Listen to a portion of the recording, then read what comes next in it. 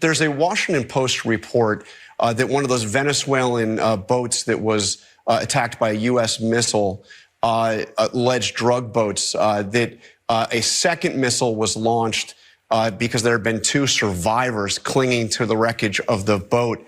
I know this was obviously carried out by the Defense Department, but is the administration concerned here that that may have violated the laws of war? I mean, was there an imminent threat posed by those people that were clinging to the wreckage of a boat that had already been struck?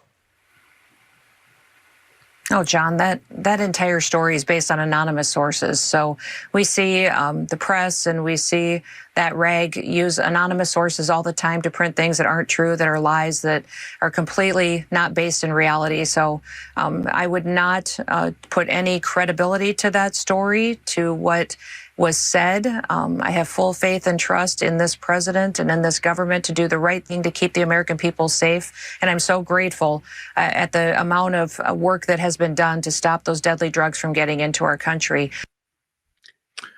So, yeah. You have, look, and by the way, she said rag. I thought she said reg, but yeah, sorry. Keep going, Aaron. There will be a congressional investigation of this. And so I think all these denials are going to look pretty silly in retrospect. But like, regardless of what happened, even in this one incident, you have such just an absolutely ludicrous policy of just killing random people. There's no evidence at all that anybody is bringing drugs to the U.S. And even if they were bringing drugs to the U.S., you still can't kill them. The Associated Press recently did an investigation where they interviewed some of the family members of some of the people who were killed. And yeah, some of them were running drugs. That was happening. But these are, like, the picture that is painted is these are just random people trying to feed their families. And they're not bringing drugs. Like, the boats can't even reach the U.S. They're going to other parts of the Caribbean. The whole thing is just such it's just one of many outrages that is just completely normalized under this administration. Right. And again, that's not a capital offense. You don't get to assassinate or execute people for that. Yeah. Even if it were true. As you know, a U.S. district judge has now reopened a contempt inquiry into the decision to fly those planes of Venezuelan immigrants, alleged gang members, to El Salvador after he ordered the planes to be turned around. In a DOJ filing, the Department of Justice says that you were the one that made that order. So I have 2 questions on that. First of all, is that right? Does the buck effectively stop with you on this? Was this your responsibility? And had you known that the judge had ordered those planes to be turned around when that order was issued? Yes, I made that decision, and that decision was under my complete authority and following the law and the Constitution and the leadership of this president, who is dedicated to getting dangerous criminal terrorists and gangs and cartels out of our country. And I'm so grateful that we get the opportunity every day to do that and to make decisions that will keep America safe. Did you know about the judge's order when you issued your order for the planes to continue? This is an activist judge, and I understand, we're still in litigation with this against this activist judge who's continuously tried to stop us from protecting the American people. We continue to win.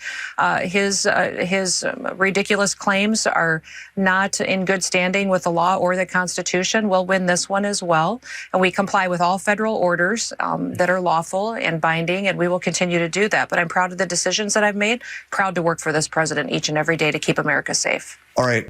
So let's talk about this activist judge, as she describes him, Judge James E. Boasberg. And he's so activisty that he was appointed to a court by both Bush and Obama. He also attended Yale University, where he was a member of Skull and Bones. He attended Yale Law School, where he was a classmate of and lived in a group house with Brett Kavanaugh. And then for some trivia, he's 6'6" tall, played basketball at Yale, and also worked as a history teacher and women's basketball coach at Horace Mann in New York City. Well, sounds like a typical bleeding heart liberal activist judge right there, member of the Skull and Bones. Yeah, exactly. Yeah. President Trump wrote on Thursday, quote, "Only reverse migration can fully cure this situation." On Friday, DHS posted, quote, remigration now. As you probably know, this term has been used in different situations, but including by the far right in Europe to call for the mass deportation of non-white immigrants. How specifically does the Trump administration define remigration? Well, President Trump has been working towards cleaning up the mess that Joe Biden left us ever since he came into the White House. But how do you define that word, Secretary Noem? How do you define that word? Well, first of all, we have criminal illegal aliens we've been targeting since day one. We have removed millions of people from this country already just in the few short months that President Trump has been president by making sure we're going after criminal illegal aliens that are murderers, rapists, and criminals and getting them out of our country, bringing them to justice, and then encouraging people to go home. If you're here illegally and breaking our laws, you can leave now and you may get the opportunity to come back someday. But if you wait until we detain you, and we will deport you and you'll never get the chance to come back to America.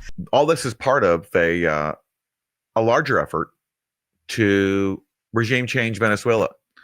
And the pretext for regime changing Venezuela is that Nicolas Maduro is the head of a drug cartel. And if we want to stop drugs coming to the U.S., we have to overthrow the entire government in Venezuela, which just happens to have the world's largest reserves of oil.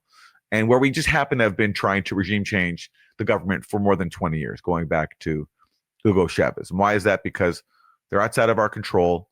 They've used their resources to have social programs that benefit, the forgotten, impoverished people of the country.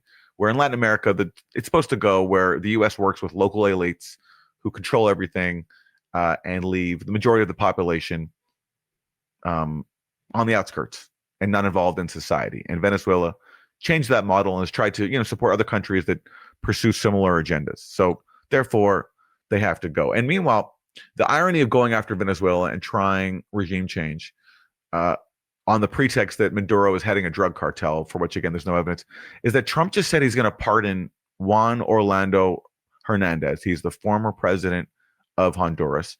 He was convicted of being part of a massive narco trafficking organization that raked in millions of dollars for drug cartels and keeping Honduras impoverished and full of violence.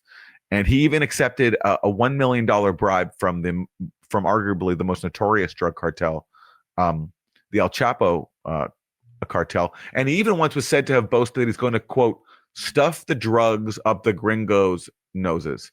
So the guy who once promised to stuff the drugs up the gringos' noses is now set to receive a pardon from Donald Trump. And why? Because he's an ally of the right-wing faction in Honduras who appears to have just won this weekend's election.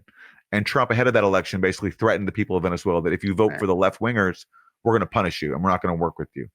And so as part of that, the convicted narco trafficker, former president of Honduras, Juan Orlando Hernandez, gets a Trump pardon, just as Trump is vowing to regime change Venezuela on the fictitious claim that Nicolas Maduro is a drug boss.